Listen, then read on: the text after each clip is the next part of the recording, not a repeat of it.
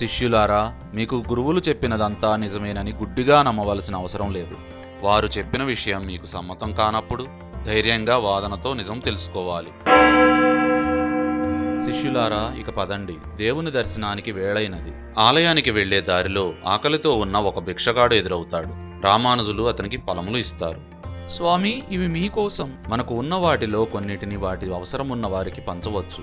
స్వామి, మీకున్నవన్నీ ఇచ్చేశారు, మరి మీకు? పర్లేదు నాయనా, నాకు దేవుని ప్రసాదం దొరుకుతుందిలే. గుడిద్వారం బయట కొందరిని లోనికి వెళ్లనివ్వకుండా ఒక పూజారి అడ్డుకుంటారు. రామానుజులు గుడిలోకి వెళుతూ అక్కడ వారందరినీ గమనిస్తారు. గుడిలోకి రానివ్వకుండా వారిని ఎందుకు అడ్డుకుంటున్నావు? స్వామి, మన్నించాలి, వీళ్ళు తక్కువ జాతి వాళ్ళు, వీళ్లకు ఆలయంలోకి ప్రవేశం లేదు. దేవుని ముందు అందరూ సమానమే. నేను చెప్తున్నాను, వీళ్ళందరినీ దేవుని దర్శనానికి అనుమతించండి. క్షమించండి స్వామి.